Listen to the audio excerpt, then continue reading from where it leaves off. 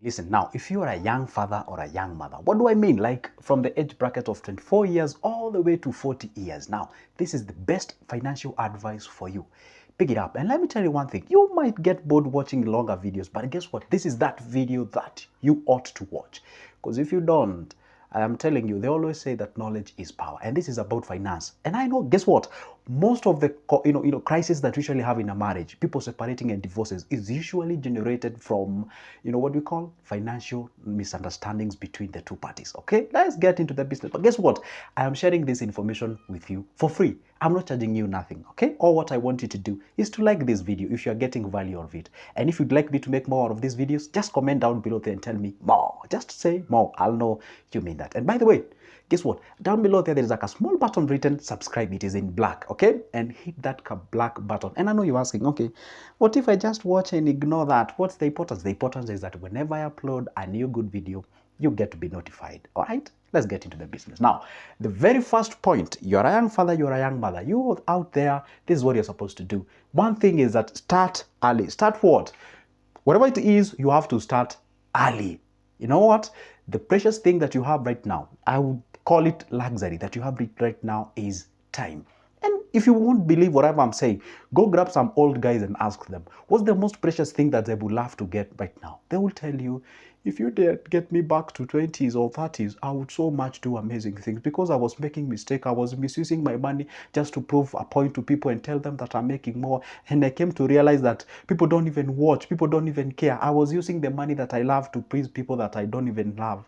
That's the point. So what's the point? Start early. Start what? If it's saving, start early. If it's about pension, start early. If it's about learning, getting the financial literacy and all those, start early. Okay? Whatever it is, just start early as you can. Press more buttons in the wrong line. You'll be able to learn something and you can be able to do something for the sake of your life. All right? Let's get the next point. The next point is that get yourself what we call the emergency fund. Remember how I did describe you? You are a young father and young mother, meaning you have kids on board. What does it mean? And of course, you already know. A kid can, just anything can happen. And God forbid, you can have like an emergency. You ought to have something that can be able to do what?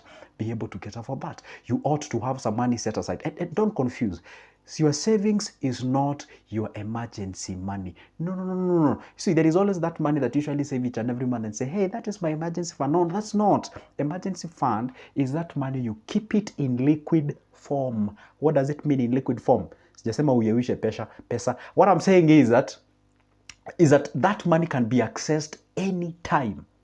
Anytime, within a click of a button, thing, you have your money in your wallet. So the point is, this emergency fund is not for investment. Okay, all right. So have yourself an emergency fund, like can sustain you. They usually say like for 6 months, but if you can be able to get an emergency fund that can sustain you from 3 months to all the way to 6 months or above, that would be most important one. Okay, get yourself some emergency fund. All right. Let's get to the next point. Okay, number 3 is that do what we call regular check-in. This is the best one. You know why I'm saying it's the best one? Most of the families fight because of money. And it's always good to have, even if it's after 3 months or 2 months, have what we call the financial regular check-in, where you sit your couple down and tell them, hey, guess what? Well, for the last 3 months, you make this amount of money. What have you managed to save? And where are we going to invest? And by the way, are we progressing in terms of the finance? And by the way, I've been leaving you like 1,000 bob each and every day, or 200, whatever the classes you guys are. And then you ask yourself, how much have you been actually salvaging? What areas do you think, like if you are the husband, what areas as my wife, where do you think we can be able to adjust so that at least we can salvage more? And by the way, where is that book where you usually note how much you are using each and every day? So when you sit down, have the regular check-ins. And by the way, we are paying this rent like 20,000. By the way, is it the best deal that you are getting? Okay, are we feeding our emotions? By the way, if you want to migrate from this area and go to a different area, maybe you can save this. And by the way, I was thinking we can get a piece of land. Is have regular check-in, communicate. You know what they say?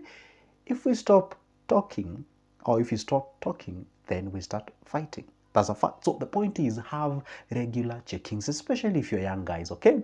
And by the way, at this particular point, if you find yourself somewhere like you're having yourself into crisis, you don't know what's going on and what have you, personally, I usually prepare packages for the families. We can do this. You don't have, just at the comfort of your home, you can get my number. My number is on the description. I usually prepare a package for the family, for the couples, about finance management and what have you. If you feel there is a crisis somewhere, get that number. Let's prepare that for a package. We can have a conversation for just a cup of coffee. price. All right, let's get into the next. But don't forget this. This is the most important. Regular check-ins, guys. Regular check-ins. All right, communicate. Don't run away. Communicate. The fourth one is about family goals. Now, guess what? Now, after doing what we call the regular check-ins, are you adjusting your thing? Let's say the previous goal was to buy a taxi car, and then you realize the taxi business is not doing good. We can do farming. You ought to have a goal, and always have what we call three types of goals. One, have the short-term goals, like the next week by next week we want to buy a carpet. By next week we want to pay school fees for our kids. By next week we want have those are called short-term goals. Okay. By next week we want to paint this house. By next week, short-term. Then medium goals. Okay. For example, by next week, I want to buy the wheels for my car and what have you. By the way, my insurance is actually running up. Have those medium goals, okay? And then have what we call the longer goals, the future goals. You know what? In 3 years' time, in 5 years' time, in 10 years' time, this is what we want to get. By the way, by the time these kids of ours goes to high school, goes to junior secondary, goes to university, goes to this, we want to do this. Attach these real things by the targets. You can say, hey, my kid is 2 years old. By the time my kid shows up to a kindergarten, then I ought to have this amount of money. By the time my kid joins, by the time my kid joins kindergarten, I want to enroll into a money market fund company. I want to enroll in somewhere whereby, guess what? I want to buy shares by the time my kid joins the kindergarten school. And you ask yourself, one day when you're old person, you say, hey, the first time I bought my shares when my kid was 1 year old. So from that time, I'm looking forward to having the dividends from the shares to educate my children, rather than going and subscribing to some other funny things that are out there. Why don't you invest, make some cash, and then educate your kids? Those are the things that you're supposed to do. So now those are called long-term goals. Long-term goals. Long-term. So have the short-term goals, because obviously short-term goals are the ones that sustain like our day-to-day life, give us the strength to actually meet the long-term goals. Have the medium-term goals, and then have the what? The long-term goals. All right? Guess what happens now next? Do what? Celebrate your milestones. What does that mean now? Let's say we had like short-term goals. We were to pay school fees for our kids. We've managed to do exactly that. Congratulations. Wow, that's amazing. When I say celebrate the milestone, does not mean now using another money to celebrate the allocation of our money, because that would be dumb. Okay? What I mean like celebrating is that saying like, go what? That burden has actually been elevated out of ourselves. Okay? Now have been really taken, not really elevated, but taken off from our backs. Okay? Now the point is, keep on celebrating the milestones, likes of the anniversaries and what have you. For example, if you instead of just sitting there and saying, hey, next year we're gonna celebrate our 4th anniversary, the 5th, the 10th, whichever the anniversary, instead of just waiting there and you as a wife, I know, let me just say this, you ladies, you are so much into these anniversary things and what have you. Instead of just saying like that, we say in Kiswahili, waiting for that anniversary, why don't you give yourself a target and say, by the time now we are celebrating our 5th anniversary, if you are on our 4th, I want us to save a certain particular amount of money. As much as I'll be taken out, as much as I'll take somebody out, I also have some other money to do what? To actually say, hey, guess what? The last year, this is what we managed to save, salvage, or invest in that particular year. So this is happy our 5th anniversary, and now this is the amount of money that we have, then we can be able to do this. Guess what? By the now we're celebrating our 6th anniversary, then we ought to have this amount of money. So attach these, wonderful times, your birthdays, anniversaries, and what have you. Always attach those specific times and dates with, important things, rather than just, celebrating them for the sake of celebrating them because they ought to be celebrated and all those kind of things. Then don't move with these entitlement feelings. There are these kind of guys who move, or ladies come with entitlement feelings. Or ladies, you just feel like you are the prize in the marriage. You feel like everything has to revolve around you and all those. No. Just get yourself into the feet, and also do what? Yeah, I know we ought to, everyone ought to be taken out. Everyone ought to be taken or respected and be taken care of. That's for a fact. But at the same time, understand this is our life. Nobody is here to make others happy. We are all here to make all of us happy. That's for a fact. But when you sit from a point of everything has to be about me, everything I have to be made happy, I have to be bought this. Now ask yourself, well, I have to be bought this, then what will I give in return that is of equal value of whatever?